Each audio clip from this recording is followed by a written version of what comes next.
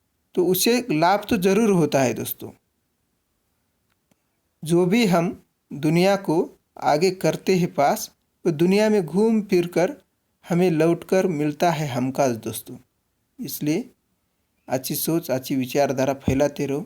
धन्यवाद।